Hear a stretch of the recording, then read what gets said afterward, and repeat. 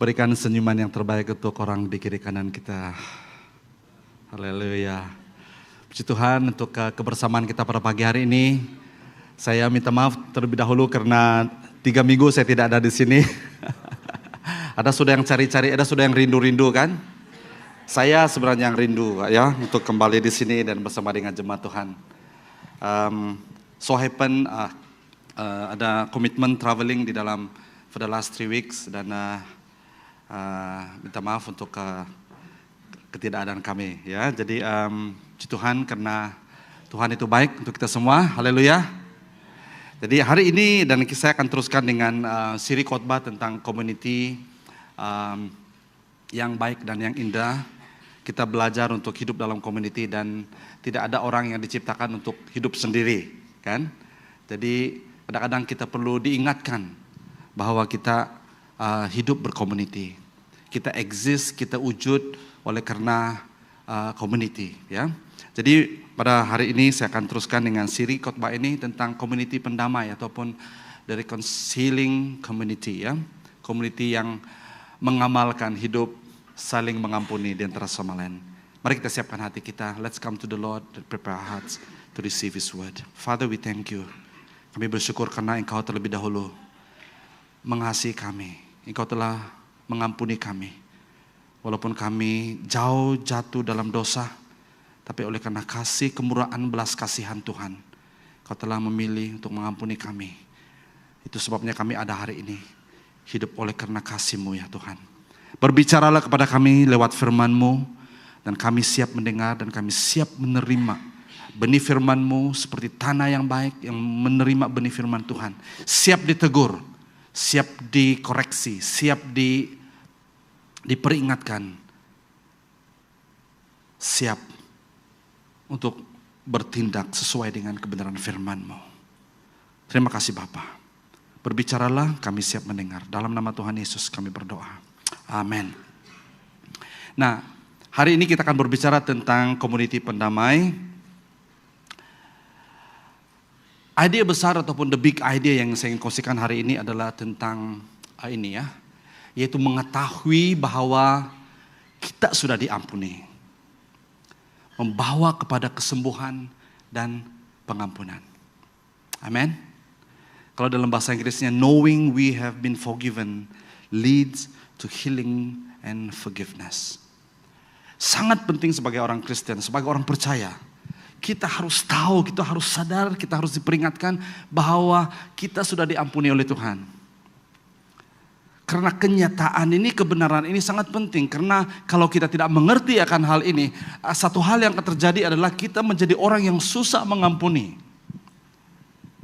Bahkan kita mempunyai pengertian tentang pengampunan itu yang salah. Saya mengampuni dia apabila dia minta ampun dengan saya. Kita mulai put condition ataupun syarat untuk dalam hal kita mengampuni. Tetapi ide besar yang saya kongsikan hari ini adalah apabila kita sudah mengetahui God have forgiven us, Tuhan sudah memberikan pengampunan kepada kita, maka pengampunan yang kita terima daripada Tuhan itu akan membawa kepada kesembuhan. Bahkan membawa kita kepada kehidupan yang mengampuni. Katakan amin. Nah, jadi salah satu DNA kita sebagai orang percaya, orang Kristen adalah mengampuni. Nah, saya mau challenge kita hari ini saudara dan saudari. Karena saya banyak melihat orang Kristen struggle, bahkan mereka begitu susah karena mereka ada isu di dalam memberikan pengampunan kepada orang lain. Dia yang sakitkan hati saya, dia harus minta maaf dengan saya dulu. Sebelum dia minta maaf dengan saya, baru saya tidak mau mengampuni dia. Begitu banyak orang, termasuk orang Kristen, orang percaya. Tapi mari hari ini kita akan dalami, kita akan belajar daripada firman Tuhan. Ya, pengampunan adalah salah satu hal yang sangat-sangat penting dalam kehidupan kita sebagai orang percaya. Are you ready? Haleluya. Fasten your seat belt. Ya. Nah, saya akan bermula dengan satu pandangan ataupun satu naratif yang salah tentang pengampunan.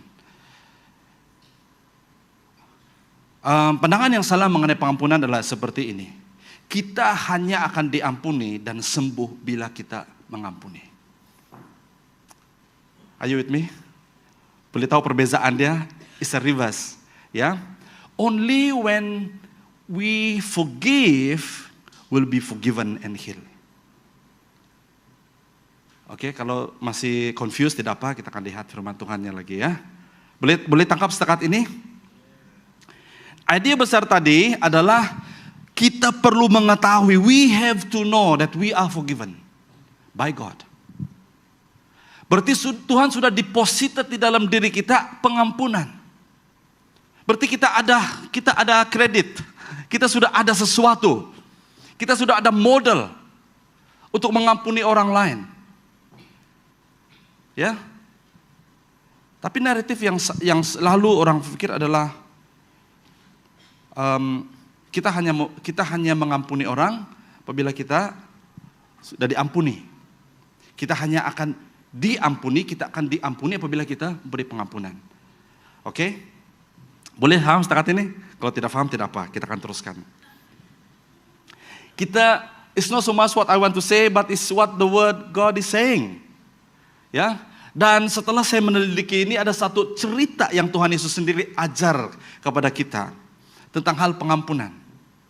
Banyak pengajaran tentang pengampunan. Ya, Paulus pun punya pengajaran. Mungkin hari ini saya tidak sentuh tentang Paulus perspektif atau pengajaran tentang pengampunan yang luar biasa juga. Tapi kita mau melihat kepada Yesus dulu. Ada satu naratif yang salah tadi, ada satu pengajaran pandangan yang salah tentang pengampunan. Tapi apa Yesus kata dan apa yang Yesus ajar tentang pengampunan dan perdamaian. Ya. Mari kita lihat di dalam Matius 18 ayat yang ke-23 dan seterusnya. Ini adalah cerita tentang perumpamaan. Ya, Yesus memberi satu perumpamaan. Dia katakan begini, kerajaan surga seperti yang berikut. Seorang raja hendak menyelesaikan kira-kiranya. Sebelum itu ya, sebelum saya teruskan. Cerita ini bermula daripada seorang murid Tuhan Yesus bertanya. Konteksnya adalah murid ini bertanya, berapa kali harus kami mengampuni orang yang bersalah kepada kami? Itu konteksnya ya. Dan apa Yesus jawab? Berapa? 70 kali 7. Berapa itu kalau matematik? 400 lebih, 490 kan? Tapi ada penerjemahan yang mengatakan bahwa bukan 70 kali 7, itu 77 kali. Oke, tidak apa. Nanti saya akan jelaskan itu. Nah, kita pergi ke teksnya. Dan saya quote dari sini. Tetapi ketika Yesus mengambil kesempatan itu, dia menceritakan, dia mengilustrasikan tentang pertanyaan murid Yesus tadi. Berapa kali harus kami mengampuni orang ini? Nah, dia katakan begini, tetapi ketika hamba itu keluar,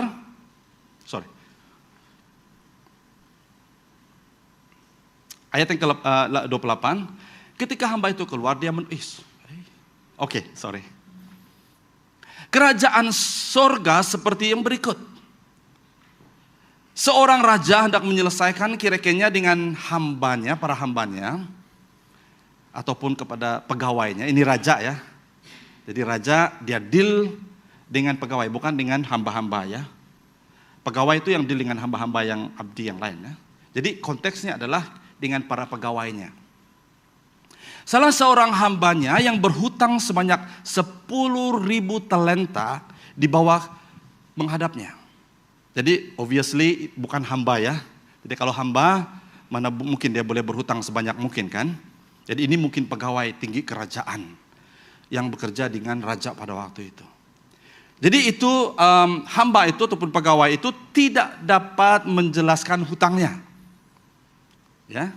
Oleh itu raja memerintahkan supaya hamba itu dijual bersama anak, istri dan harta bendanya untuk membayar hutang itu.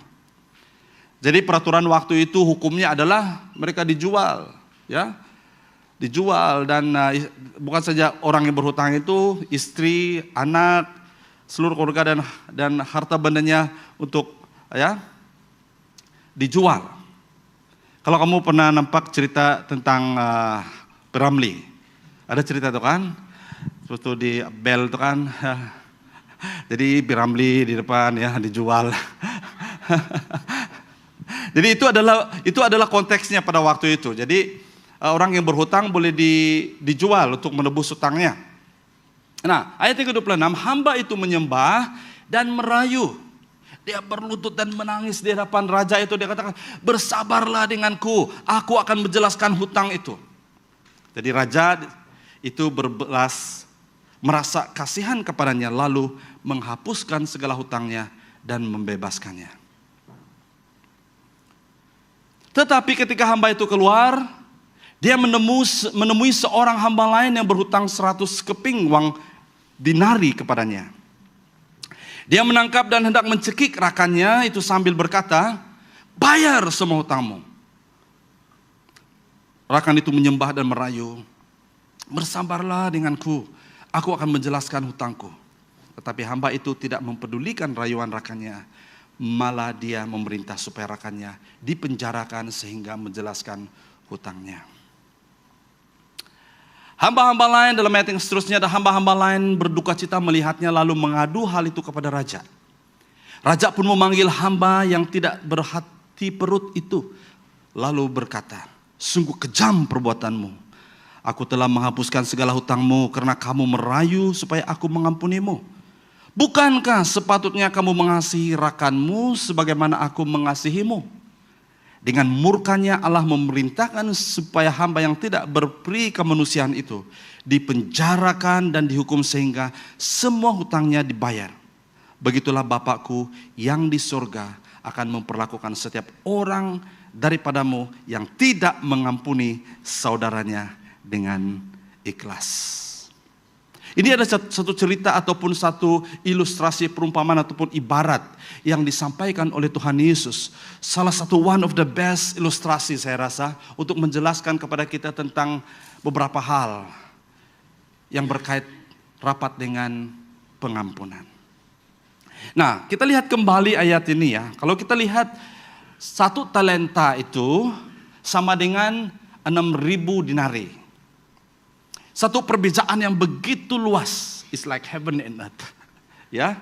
Dan untuk mendapat 1 talenta itu kira-kira harus bekerja 6.000 hari ataupun 16 tahun lah, kira-kira seperti itu.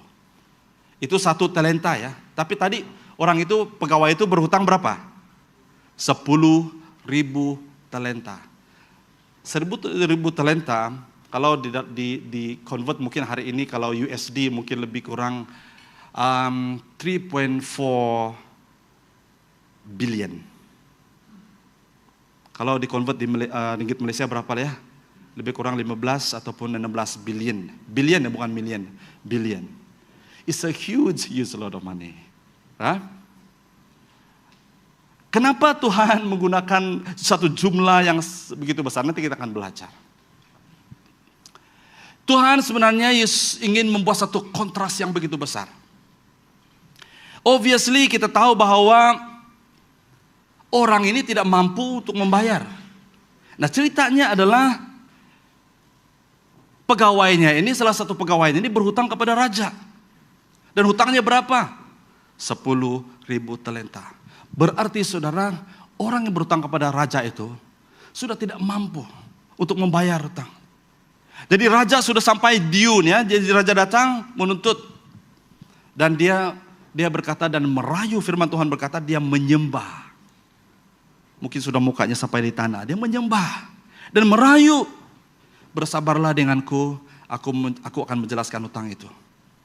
Dengar baik-baik. Raja itu berasa kasihan. Wah, itu adalah gambaran betapa Allah mengasihi kita. Amin. Dia tahu pegawainya itu, hambanya itu tidak mampu dan tidak akan mampu untuk membayar hutangnya. Dan hukumannya, dia sudah menyatakan hukumannya. Dia, anak, istri dan harta bandanya,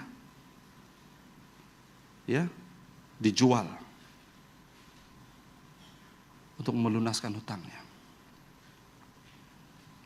Jadi apa yang interesting di sini? Apabila orang ini, pegawai ini, seorang hamba ini tadi sudah dibebaskan, firman Tuhan berkata dibebaskan dan diselesaikan hutangnya. Dia keluar dengan happy, dengan gembira. Wah, saya sudah bebas, saya sudah selamat. Itu mungkin gambaran kita sebagai orang Kristen kan, kita sudah mendapat kasih karunia Tuhan. Amin. Kita sudah hidup hari ini oleh karena kasih karunia Tuhan. Tanpa sebenarnya kita sudah dijual, kita sudah tidak ada, ya, kita sudah mati. Tidak ada makna lagi kehidupan kita. Tapi oleh karena belas kasihan Raja, itu adalah gambaran kehidupan kita kan. We cannot do anything. Kita tidak boleh buat apa-apa untuk menebus dosa kita, melepaskan kita daripada dosa. Karena firman Tuhan berkata dalam Roma 3 ayat 23, karena semua sudah berdosa. Kita semua berdosa dan telah apa? Kehilangan kemuliaan Tuhan. All fall short of God's glory.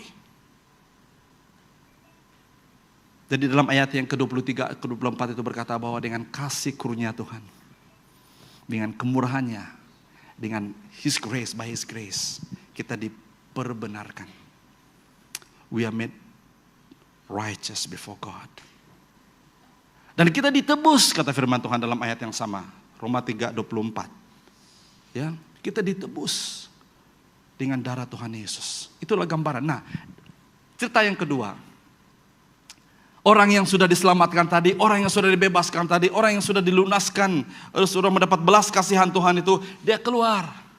Dan dia jumpa rakannya. Firman Tuhan berkata rakannya. Mungkin ini adalah pegawai satu angkatan dengan dia. Firman Tuhan berkata itu rakan dia.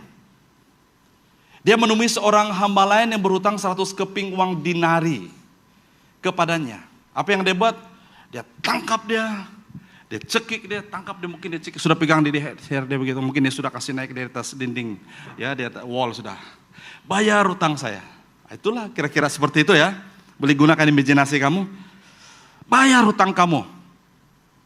Rakan itu menyembah dan merayu. Rakannya itu did exactly apa yang dia telah lakukan dengan raja. Mohon belas kasihan Tuhan. Bersabarlah denganku, aku akan menjelaskan hutangku. Ayat 30 berkata, tetapi hamba itu tidak mempedulikan rayuan rakannya. Malah dia memerintah supaya rakannya dipenjarakan sehingga menjelaskan hutangnya. Menurut hukum, dia mengikut hukum. Bukan ikut belas kasihan. Nah kalau kita lihat saudara, 1 dinari itu sama dengan 1 hari gaji. 1 day of wage ataupun wages ya. Nah kalau kita bandingkan 10.000 talenta, itu lebih kurang dari 60 apa ini juta kan ini, ya? Ya, 1 dinari itu mungkin 60.000 juta. 1.000 talenta, 1.000 talenta, oke. Bingung sudah kita ini kan tentang ini. But whatever it is huge amount of money. Ya, Tuhan membuat satu perbandingan yang begitu like heaven and earth. Ya. Dan mungkin mustahil untuk hamba yang pertama tadi kan membayar hutangnya. It's mustahil. Seperti kita membayar dosa kita, kesalahan kita. Ya, tidak boleh kan? Hanya dengan darah Tuhan Yesus. Darah Tuhan Yesus tidak ada satu harta pun yang dapat disamakan dengan nilai harga darah Tuhan Yesus. Amin. Nah, apa yang terjadi di sini saudara? Apa yang saya mau tekankan di sini adalah tentang Yesus memberi pengajaran daripada cerita ini ataupun perumpamaan ini. Dia katakan, apabila raja mengetahui hal ini, reaksi dia adalah raja itu pun memanggil hamba yang tidak berhati perut. Itu lalu berkata, berhati perut itu juga berbicara tentang orang yang tidak bersyukur. Berhati perut itu juga berbicara tentang orang yang tidak menghargai kasih karunia Tuhan dalam hidupnya. Amin. Berhati perut itu juga berbicara tentang orang yang tidak berbelas kasihan. Padahal dia sudah menerima belas kasihan Tuhan. tapi dia sendiri tidak berbelas kasihan kepada orang lain. Itulah keadaan kita. Dan apa yang raja itu katakan, sungguh kejam perbuatanmu. Dia dilabelkan sebagai orang yang kejam. Apa yang dia buat? Aku telah menghapuskan segala hutangmu karena kamu merayu supaya aku mengampunimu. Bukankah sepatutnya? Inilah penekanan dia. Bukan sepatutnya kita hari ini, saudara-saudara yang saya kasih, kita mengasihi rekanmu sebagaimana aku telah mengasihimu. Kalau kita melihat kasih Allah yang begitu besar dalam hidup kita, saudara, begitulah sebenarnya kita harus mengasihi orang lain. Begitulah pengorbanan, apa yang pengorbanan Yesus lakukan di atas kayu salib. Dia meninggalkan kemuliaannya. Dia menjadi sama dengan manusia. Dia mati di kayu salib. Dengan kematian yang begitu hina, begitu jahat sekali. Karena dia mengasihi kita, saudara. Apa yang terjadi dengan murkanya, Allah memerintahkan supaya hamba yang tidak berperi kemanusiaan itu dipenjarakan dan dihukum sehingga semua hutangnya dibayar. Dan ayat yang ke-35 ini adalah menjadi kuncinya. Dia katakan, begitulah Bapakmu di surga yang akan memperlakukan setiap orang daripadamu yang tidak mengampuni saudaranya dengan ikhlas. Nah, ada beberapa pengajaran yang kita belajar daripada perumpamaan ini. Pertama adalah konteksnya tadi adalah berapa kali saya harus mengampuni orang yang bersalah kepada saya. Ya, itu dalam ayat yang sebelumnya. Dalam pasal yang sama. Berapa kali saya harus mengampuni? Adakah saya harus mengampuni 70 kali 7 ataupun 77 kali? Ya. Yesus tidak langsung menjawab itu, tapi dia beri satu perumpamaan. Itu perumpamaan ya, Yesus mengajar tentang. Nah, daripada poin ini saudara dan saudari, it is not about how many times. Bukan berbicara tentang berapa kali saya mengampuni. Bukan 77 kali ataupun 490 kali saya harus mengampuni. Sekiranya pun kita harus mengampuni orang itu, kita kira lah. Saya bergaduh dengan Robert, dia selalu sakitkan hati saya. Ya. Saya ampuni dia hari ini, dia besok dia kasih sakit hati saya lagi. Saya ampuni dia lagi. Besok dia buat lagi, saya ampuni lagi. Sampai satu saat saya katakan, enough is enough. Cukup sudah ini. Keterlaluan sudah si Robert ini.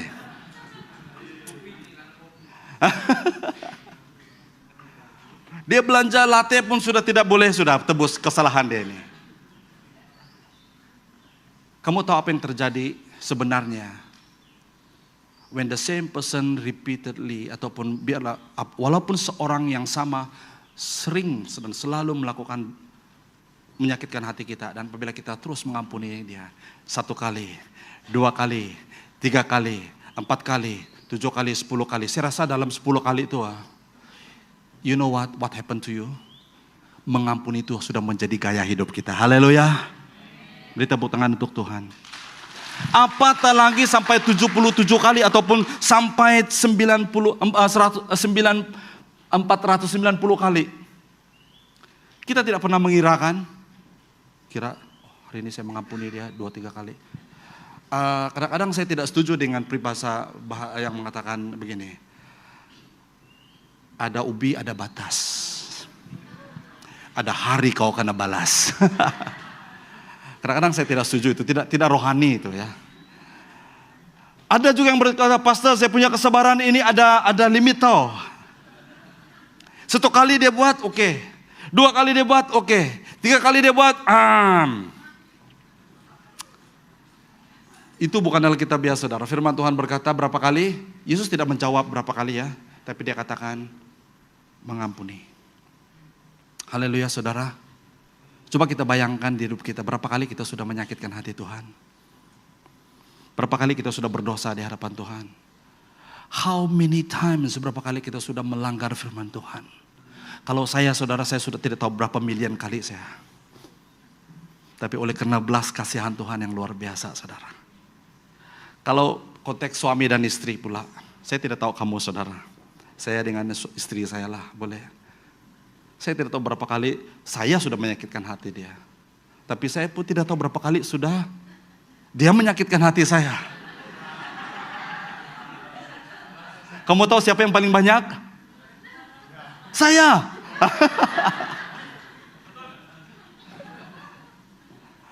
Itu yang saya tahu, ya.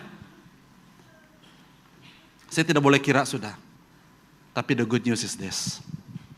Saya pun tidak boleh kira berapa kali saya sudah mengampuni dia. Kalau kita disakiti itu sakitkah? Di mana sakitnya? Di dompet kan? Sakitnya di mana? Di sini. Itu sebabnya banyak orang hari ini saudara sakit. Banyak orang di luar sana sakit mereka itu. Mungkin mereka tidak sakit fisikal, tapi sakit hati. Jadi siapa yang sakit hati di sini? Tiada lah.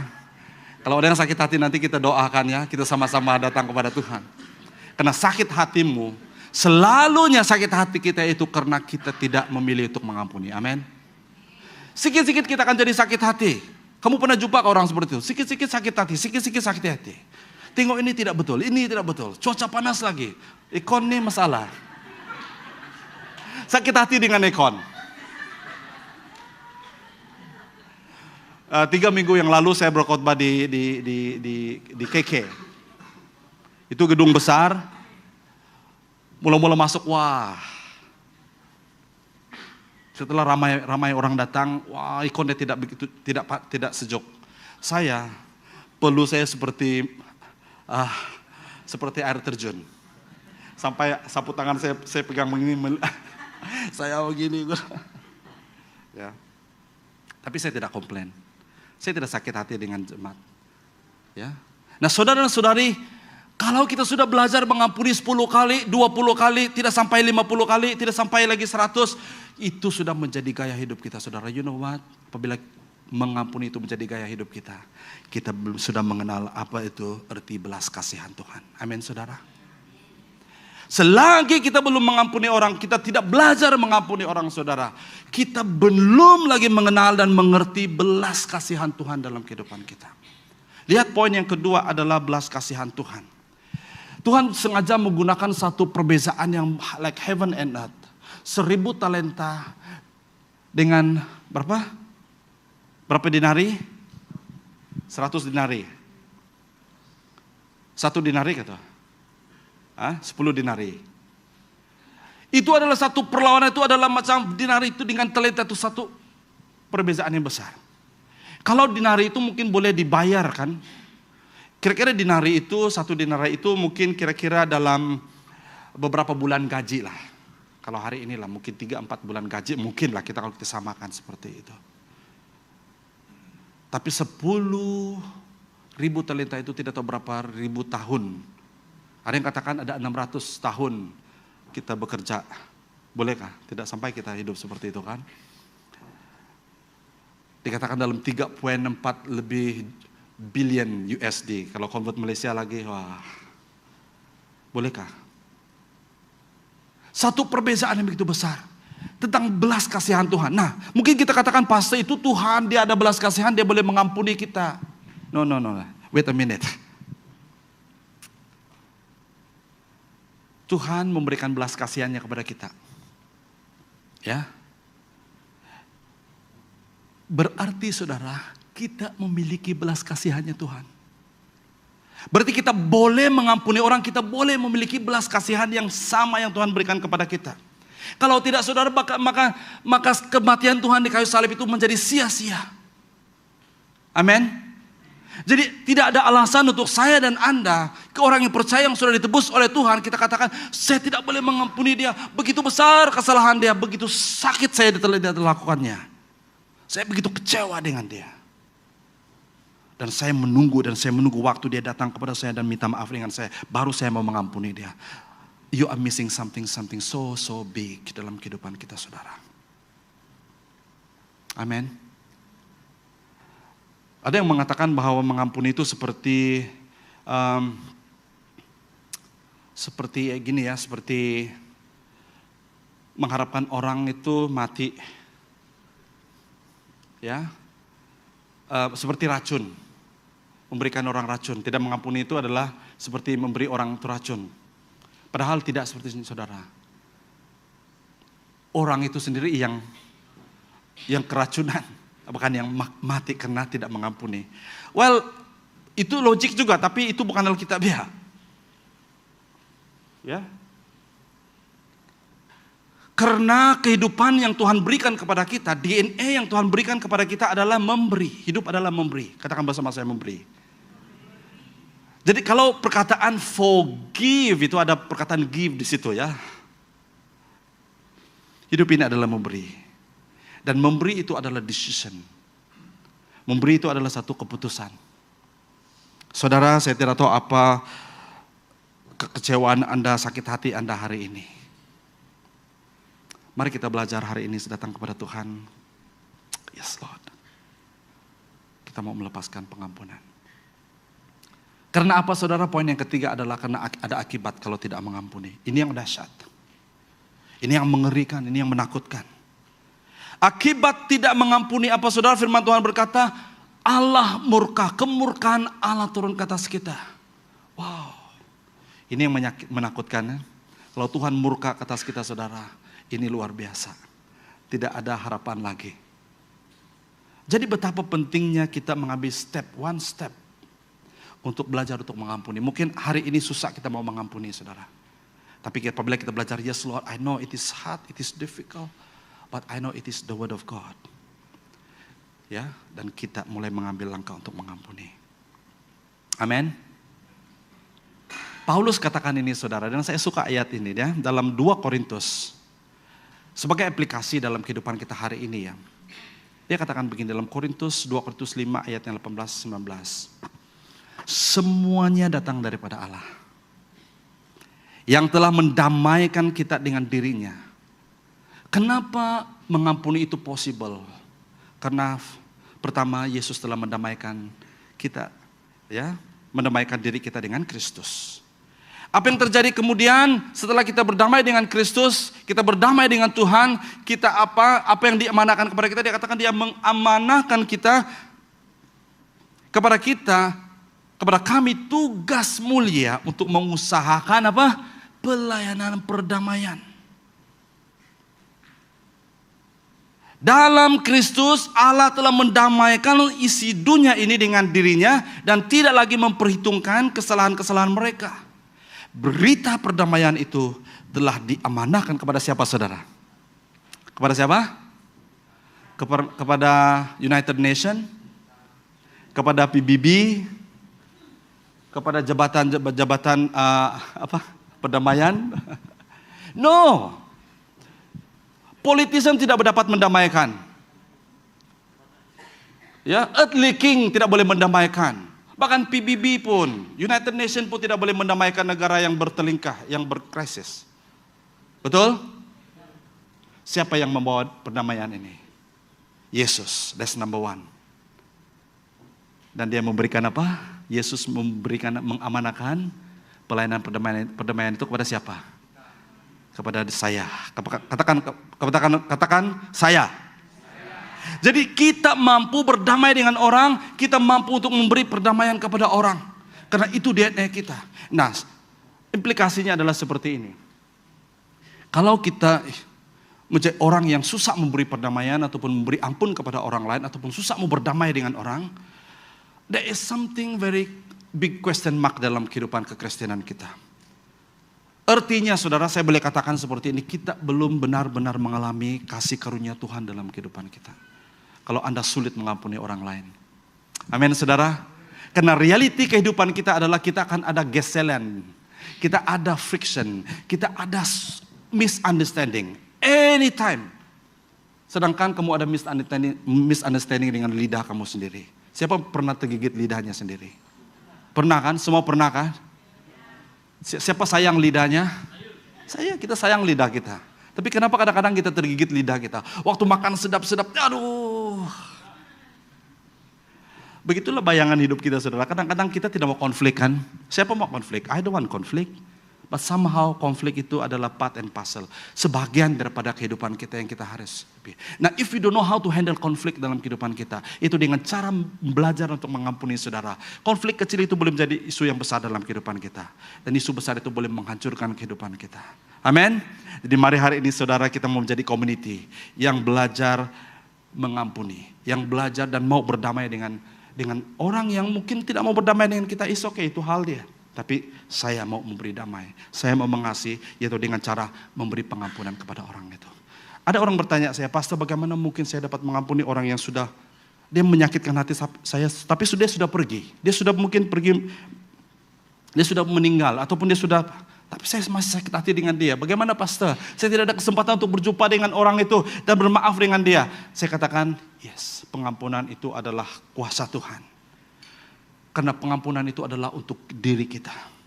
Apabila engkau melepaskan pengampunan walaupun orang itu sudah tidak ada, ataupun orang itu sudah migrate ke, ataupun pergi mana-mana kah, kita melepaskan pengampunan saudara. Karena tugas kita adalah mengampuni. Memberikan pengampunan kepada orang lain.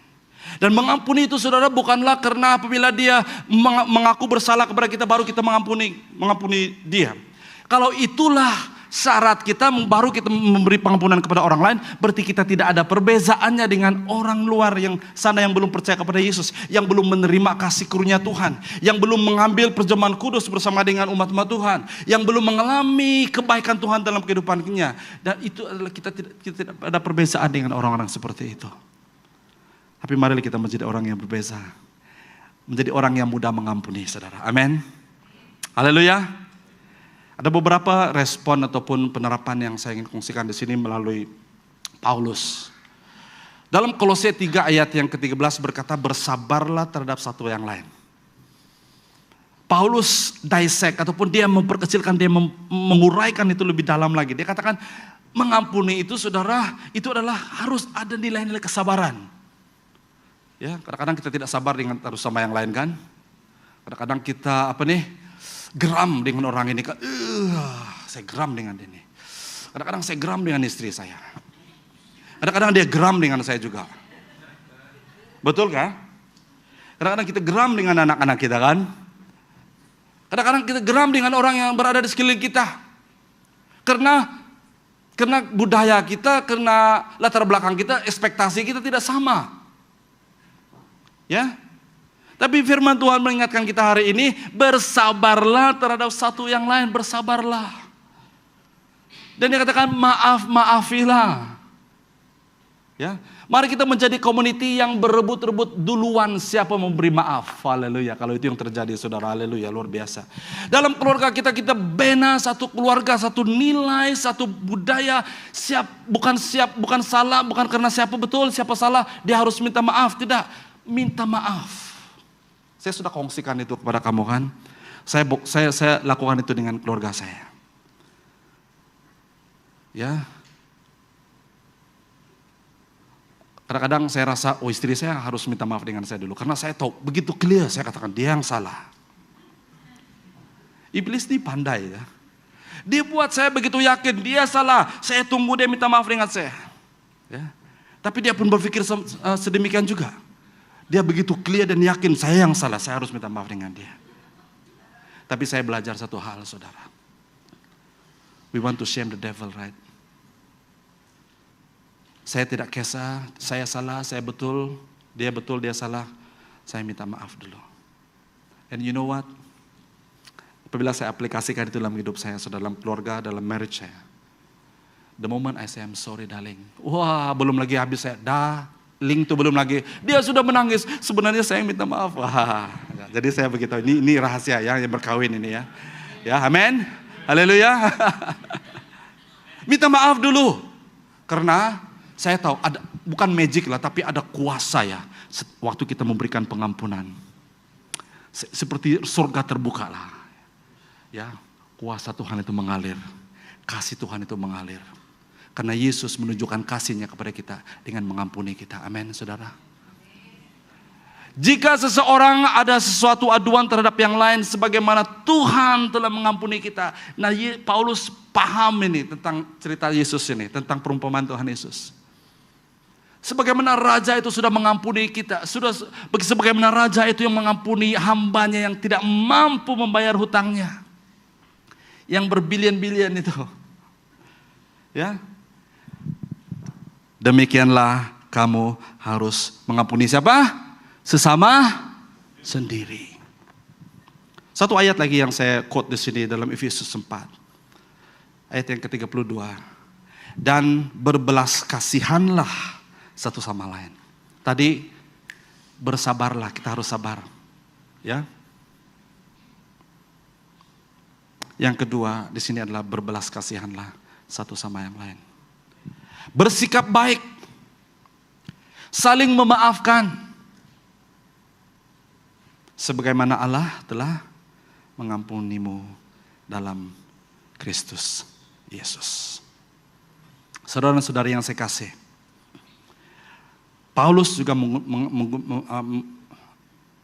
menulis dalam Roma 12, 18, 21. Saya suka ini, Paulus begitu praktikal. Dia katakan, setakat yang mungkin, setakat yang boleh. Berarti Paulus faham bahwa kasih karunia itu sudah diberikan kepada kita. Kemampuan untuk mengampuni itu sudah diberikan kepada kita. Berarti tidak ada istilah kita tidak boleh mengampuni orang. No matter what, apa yang dia lakukan dengan kita. Kesalahan yang besar bagaimanapun yang dilakukan dengan kita, ya, dia sudah memberikan kasih karunia-Nya kepada kita. Dan Paulus gunakan perkataan yang sederhana, dia katakan setakat yang mungkin. Maksudnya mungkin itu boleh kita buat. Jika dalam keupayaanmu, dia katakan if this within your will, if this within your ability, hiduplah dalam damai dengan semua orang, semua manusia. Semua manusia lah, bukan orang Kristen saja, bukan ahli keluargamu saja, ataupun bukan saja dengan orang yang baik dengan kau. Ini termasuk siapa saudara? Semua manusia, ini termasuk orang yang mungkin kamu anggap musuh, ataupun mungkin orang yang telah membuat jahat, membuat kita sakit, yang membuat kita menderita, yang kita katakan, oh karena dialah saya begini hari ini. Sebenarnya bukan karena dia saudara. Karena musuh kita bukanlah darah dan daging, amin. Mungkin ada orang yang kita harapkan menolong kita, tapi orang ini yang berpaling tada sehingga dia menikam kita dari belakang. Jadi sakitnya di mana? Di sini. Orang yang kita anggap, yang kita mengharapkan menolong kita, tapi padahal dia adalah orang yang lari dan tidak membantu kita, tidak menolong kita. Mungkin itu adalah ahli keluargamu sendiri. Saudara, kita tidak ada hak untuk tidak mengampuni mereka. Kalau Anda sudah mengalami kasih kemurahan Tuhan, kalau Anda sudah mengalami kebaikan Tuhan dalam hidupmu, kita harus memberi pengampunan kepada orang itu. Kalau tidak, saudara, firman Tuhan cerita tadi, kita akan mengalami kemurkaan Tuhan. Saya lanjutkan dengan firman Tuhan ini dalam ayat ini. Saudara-saudara yang kukasihi, janganlah membalas dendam. Karena implikasinya kalau kita tidak memberi pengampunan kepada orang, lama-lama sakit hati itu akan membuku dalam hati kita. Sakit hati itu akan bertapak dengan kuat di dalam hati kita, sehingga itu menjadi dendam kasumat. Itu akan menjadi dendam sampai mati. Ya. Seperti teman saya dulu, dia adalah bapaknya dibunuh oleh satu rejim dulu di Kamboja, adalah rejim Pol Pot kan. Dia membunuh ribuan jutaan orang. Ya, dan kawan saya ini saya bertemu dengan dia di sekolah seminari. Dia sudah mengenal Tuhan dan dicerita dengan saya. Dia katakan setelah dia mengetahui bapaknya dibunuh pada waktu itu, karena bapaknya adalah seorang guru. Karena pada waktu itu Pol Pot, rejim Pol Pot pada waktu itu adalah dia akan menghapuskan membunuh orang yang bijak pandai. Jadi apabila mau tahu orang bijak pandai, dipakai spek. Ya. Jadi dianggap orang yang pakai spek itu orang pandai. Jadi bapaknya pada waktu itu adalah seorang guru dan dipakai spek dan ditangkap dan dibunuh pada waktu. Jadi begitu. Jadi kawan saya ini Kang Pal Daracet namanya, panjang lah. Dia membesar dengan resentment, anger, sakit hati, dendam. Dan setelah dia menjadi remaja, dia pergi belajar silat, dia belajar taekwondo, dia belajar semua martial art ataupun seni membela diri. Ya, Jadi karena apa? Tujuan dia adalah untuk balas dendam. Dan di kampungnya saat dia membesar, dia tahu adalah salah satu anggota rejim yang bertanggung jawab membunuh bapaknya adalah dia kenal. Dan dia mau apa? Jadi waktu dia belajar semua itu, disitulah Tuhan tangkap dia. Ya, Tuhan remukkan hatinya. Dan satu perkara yang pertama yang Tuhan ajar dia adalah mengampuni. Dia katakan, saya tidak boleh mengampuni. Tapi sejak dia berkata, yes, saya mengampuni. Disitulah terjadi breakthrough sampai dia dipanggil Tuhan jadi hamba Tuhan hari ini. Dia sudah jadi lecturer di Bible School di Kamboja. Haleluya. Nah saudara, ini sangat penting. Dendam itu bukan kita punya. Ya. Amen. So never dendam. Jangan pernah berdendam kepada orang. Ya, belasan itu Tuhan punya. Bahagian kita adalah mengampuni. Amin. Janganlah berusaha membalas dendam, serahkanlah segala kemurkaan Allah, karena telah tersurat pembalasan adalah milikku. Akulah yang akan membalas. Karena kalau kita memilih untuk membalas, pembalasan kita itu tidak akan pernah adil, saudara. Saya mengikuti case baru-baru ini yang pelajar Universiti Tentara itu kan, yang dibunuh. Saya sedih juga sebenarnya dengan keputusan hakim. Wow. Dan saya reflect, does the verdict ataupun keputusan itu satisfied the law? Kalau kita dengar reaksi orang kan, ada orang setuju, Suhakam pun tidak setuju. Ada yang katakan, yes, saya lihat juga komen-komen orang, ya mereka setuju dengan itu. Ya, 6 orang student yang bertanggung jawab itu dihukum gantung. Well, kita tidak ada jawaban, tapi bagus buat refleksi tentang diri kita sendiri. Ya. Tapi firman Tuhan berkata, pembalasan adalah hakku. Kalau orang sekiranya orang ini pun tidak dihukum mati, bagaimana mungkin reaksi orang? Seperti cerita bapak saya sendiri waktu kami mengetahui bahwa driver yang memandu kendaraan timber lori itu, kayu balak itu dihukum 2 tahun karena melanggar kereta abang saya dan kakak ipar saya meninggal dunia dan 1 orang guru sekolah minggu lain lagi meninggal dunia. 2 tahun sudah penjara. Tidak puas hati kan? Kami memang tidak puas hati sebenarnya. Apatah lagi bapak saya begitu marah, dia marah betul. Tidak adil. Ya, tapi apabila kami belajar untuk menyerahkan pembalasan itu kepada Tuhan, Tuhan memulihkan kami. Tuhan memulihkan hati kami. Ya, Tuhan memulihkan hati bapak saya. Saya sudah cerita ini. Kalau tidak dia masih mungkin dalam sakit. Ya. Oleh itu, jika musuhmu lapar. Nah, ini sangat penting saudara. Kalau kita baca Alkitab, kalau ada istilah oleh itu merujuk kepada apa? Case yang sebelumnya tentang pembalasan. Sebaliknya ataupun oleh itu, jika musuhmu lapar, bukan saja kita memberikan hak membalas itu kepada Tuhan, karena dia tahu memberi pembalasan yang terbaik, yang adil seadilnya. Mungkin pengadilan Tuhan itu tidak seadil seperti yang kita pikirkan, tetapi pengadilan Tuhan itu yang adil, karena karakter Allah adalah adil. Karena karakter Allah adalah kasih, dia adalah Allah yang kasih dan just. He's God of love and just. Ya. Itu sebabnya kita memberikan, ya Tuhan, kita berdoa seperti inilah. Tuhan, saya tahu Robert sudah menyakitkan hati saya. Balik-balik dia menyakitkan hati saya. Sakit hati saya sudah tidak boleh tahan ini. Ya kalau saya minum latte yang dia buat pun itu sudah macam racun.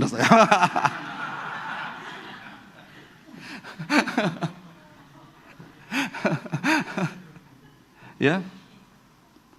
Tapi Tuhan, karena saya tahu firman Tuhan berkata, saya serahkanlah hak pembalasan itu kepada Tuhan. And you know what? Apabila kita memberikan hak pembalasan itu kepada Tuhan, jangan kita pula harap nanti dia bawa motosikal, dia eksiden patah kaki dia. No. Itu bukan, itu witchcraft namanya. Apa witchcraft? Sihir, yes. Kita mensihirkan dia. Adakah orang Kristen mensihir? No. Kita mau berkati dia. Tapi lihat firman Tuhan. Tadi dia sakitkan hati saya kan. Sampai saya kepahitan tidak mau masuk visi. Tidak mau minum latte dia. Saya tunggu siapa itu kawan tuh buat itu baru saya pergi. Kalau Robert sana tak mau pergi. Sakit hati ya. Ada kan macam tuh, Tidak ada kah? Semua Robert semua. Tapi dengar firman Tuhan, lihat firman Tuhan. Oleh itu, jika musuhmu lapar, berilah dia makan. Sebaliknya, kita berbuat baik kepada orang itu. Jika dia dahaga, berilah dia minum. Karena dengan berbuat demikian, kamu menimbulkan bara api di atas kepalanya. Jangan ditewaskan oleh kejahatan, tetapi tewaslah kejahatan dengan kebaikan. Pernah tak kamu jumpa orang yang tidak mau senyum dengan kamu? Pernah tak kamu jumpa dengan jiran kamu yang tidak mau lihat kamu pun? Pernah kan? Saya exercise ini. Kan kita banyak pindah rendah. Banyak jiran-jiran karena jiran yang kita hadapi. Kita keluar, jiran tutup pintu. Kita masuk, dia keluar. Ya. Kenapa tidak tahulah. Kita menjadi ancaman tidak. Tapi apa yang saya buat, kalau saya tahu dia bunyi-bunyi mau keluar, saya cepat-cepat keluar. Senyum. Lama-lama jadi kawan. Hanya dengan senyum kita. Ya. Kita mungkin semua tidak ada senyum yang cantik seperti senyuman Robert.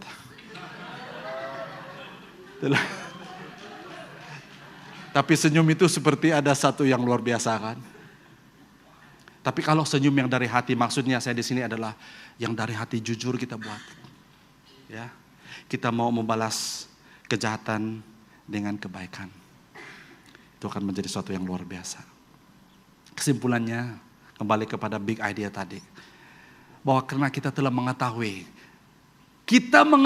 Saya telah mengetahui bahwa Tuhan telah mengasihi saya. Saya sudah mengetahui bahwa saya telah diampuni. Buktinya dia telah mati di kayu salib menghapuskan semua dosa saya. Dia telah memberi pengampunan yang sempurna bagi saya. Kenapa hari ini saya masih tidak boleh mengampuni orang lain yang bersalah kepada saya?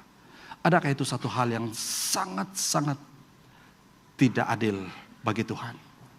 Dia sudah memberikan kita. Nah, saudara dan saudari, saya mau close di sini. Kita mau hidup di dunia ini bahagia kan? Kita mau hidup di dunia ini dengan damai kan?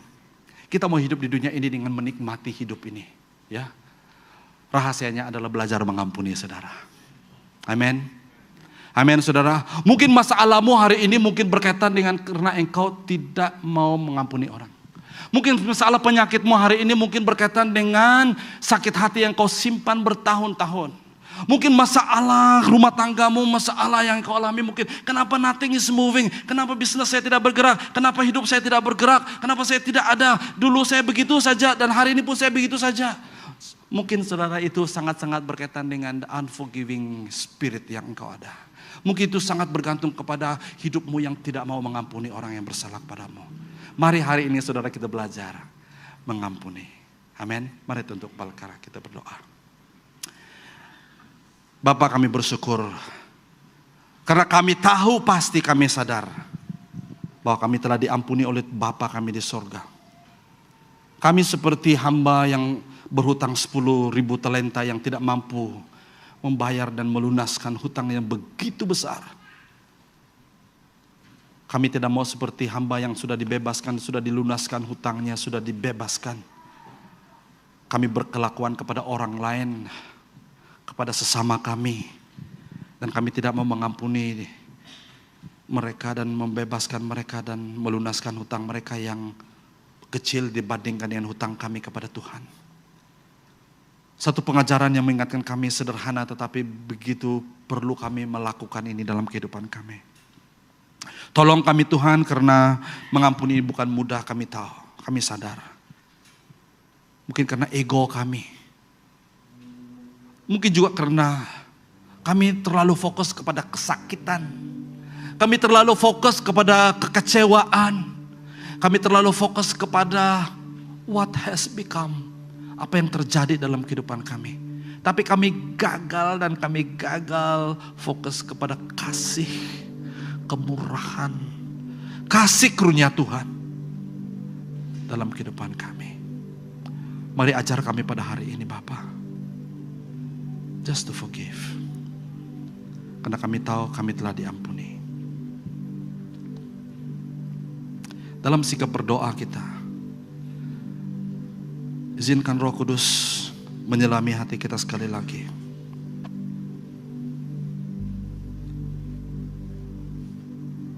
Selami hatimu jika ada orang yang masih Anda belum betul-betul ampuni dalam hidupmu.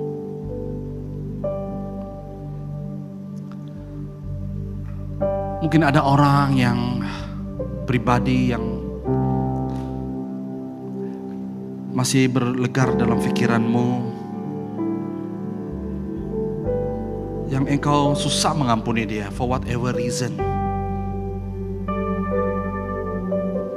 Mari kita belajar hari ini, kita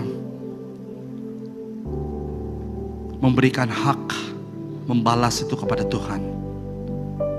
Karena membalas itu bukanlah hak kita. Bahkan di dalam Yakobus mengatakan bahwa apabila kita mengambil tindakan untuk membalas, kita itu seperti mengambil haknya Tuhan. Karena Tuhan saja yang berhak membalas.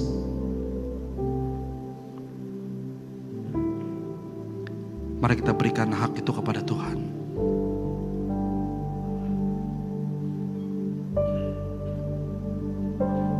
Thank you Lord.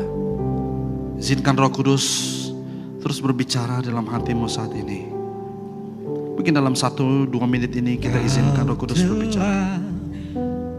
Memiliku sebelum Izinkan Roh Kudus terus berbicara. Betapa aku bersyukur padamu, ya Tuhan Allahku. Kau telah memanggilku sebagai alat kerajaanmu. Betapa aku bersyukur padamu atas perbuatanmu. Mungkin jika engkau harus bertindak untuk mengampuni orang itu, di dalam doamu pada tengah hari ini kau katakan, yes Lord, saya mau mengampuni orang ini. Lepaskan pengampunan. Jadikan aku nisbah doamu. Lepaskan pengampunan di hadapan Tuhan. Dan engkau mampu mengampuni setiap orang yang bersalah kepadamu, karena engkau telah menerima kasih kemurahan Tuhan dalam hidupmu. Aku bait suci-Mu yang kudus dan yang tiada bercela. Jadikan aku mesbah doamu bagi keselamatan bangsaku. Masih dalam sikap berdoa, tutup matamu karena kita akan mengakhiri sebentar lagi. Tapi sebelum saya berdoa untuk doa penutup, saya ingin berdoa untuk Anda yang secara jujur di hadapan Tuhan. Tutup matamu di hadapan Tuhan. Secara jujur engkau dan Tuhan dengan Tuhan, yang susah untuk mengampuni, yang susah untuk melepaskan pengampunan. Jujur di hadapan Tuhan. Jujur di hadapan Tuhan. Tuhan menyelami hati kita. Dia melihat jauh kedalaman hati kita. Dan saya ingin berdoa untuk Anda, jika itu Anda yang susah untuk mengampuni orang lain, susah memberi pengampunan, taruhkan tangan kananmu di dadamu dan saya mau berdoa untuk Anda. Tanpa melihat kiri kananmu, urusanmu dengan Tuhan. Taruhkan tangan kananmu di dadamu, saya mau berdoa untuk Anda supaya kasih karunia Tuhan mengalir dalam hatimu. Yes Lord, yes, yes, yes, thank you Lord. Hamba berdoa pada tengah hari ini Bapa, di dalam nama Tuhan Yesus, Kau melihat hati-hati anak-anak-Mu yang menaruhkan tangan mereka di dada mereka, menyatakan mereka, Tuhan, Lord, we need your grace. Pada hari ini Tuhan, aku berdoa di dalam nama Tuhan, yang bukakan mata rohani mereka melihat betapa besar kasih-Mu Tuhan di atas hidup mereka. Engkau telah mengampuni, Engkau telah memberikan mereka kasih karunia-Mu ya Tuhan. Engkau telah menganugerahkan mereka dengan pengampunan yang luar biasa, bahkan percuma. Pada hari ini Tuhan, aku berdoa supaya pada petang hari ini mereka mengalami kasih kemurahan-Mu turun di atas hidup mereka, meluap dalam hidup mereka, agar mereka tahu Tuhan Yesus, mereka sudah diampuni, mereka sudah sembuh, mereka sudah diampuni di dalam nama Tuhan Yesus. Mulai hari ini Tuhan, hamba berdoa segala sakit hati, segala dendam, marah, kecewa, benci di dalam nama Tuhan Yesus. Semua hal-hal yang menghalang mereka untuk mengampuni di dalam nama Tuhan Yesus, hamba istiharkan pada petang hari ini, semua itu dibebaskan, semua itu dilepaskan dari hati mereka. Mungkin sudah 55 tahun, 10 tahun, 2 tahun yang lalu pun beberapa bulan yang lalu, itu sudah ada dalam hati mereka. Mereka sudah struggle di dalam hal mengampuni. Mungkin orang yang sudah mengambil kesempatan mereka kepada mereka, mungkin orang yang sudah mengambil telah melakukan kejahatan dalam hidup mereka yang menyakitkan hati mereka. Hamba berdoa di dalam nama Tuhan Yesus, semua sakit penyakit, sakit hati, sakit dendam, semua kekecewaan dan marah di dalam nama Tuhan Yesus disingkirkan dengan kuasa darah-Mu Bapa. Dan hamba mau mengistiharkan kasih-Mu, hamba mengistiharkan kuasa-Mu Tuhan, kemurahan Tuhan, kebaikan Tuhan mulai mengalir dan terus mengalir dalam hati mereka saat ini. Gantikan segala dendam, benci, kecewa dan kepahitan itu dengan kasih, dengan kemurahan, dengan kebaikan Tuhan. Mulai hari ini Tuhan, taruhkan dalam hati-Mu, Engkau berkata, yes Lord, mulai hari ini saya mau mengampuni. Bertindaklah, mulai mengampuni orang-orang yang bersalah kepada kamu. Katakan ini dalam roh-Mu, yes Lord, hari ini saya mau mengampuni dia, saya mau mengampuni dia, saya mau mengampuni dia, saya mau mengasihi dia, saya mau melepaskan pengampunan kepada orang ini. Dalam nama Tuhan Yesus, terjadi sesuatu yang luar biasa dalam hati kami. Bila kami keluar dari tempat ini Tuhan, kami menjadi orang yang bebas. Kami menjadi orang yang sudah merdeka. Karena kami tahu, kami terlebih dahulu kami telah mendapat belas kasihan Tuhan. Karena Tuhan Raja di atas segala raja telah terlebih dahulu mengampuni kami. Terima kasih Bapa. I pray for healing right now. Kesembuhan terjadi dalam hati setiap pribadi anak-anak-Mu. Baik yang ada di online sekalipun Tuhan, kami berdoa. Kami mulai mengalami kesembuhan. Mengalami kesembuhan. Mengalami pemulihan. Mengalami healing. Mengalami healing. Thank you Lord. Haleluya. Mari kita semua bangkit berdiri. Haleluya. Thank you Lord. Angkatlah kedua belah tanganmu dan terimalah doa berkat.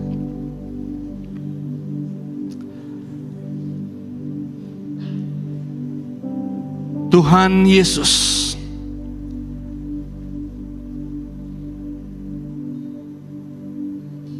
telah menyatakan anugerahnya kepada kita. Dan setiap orang yang percaya kepadanya akan menerima anugerahnya yang besar.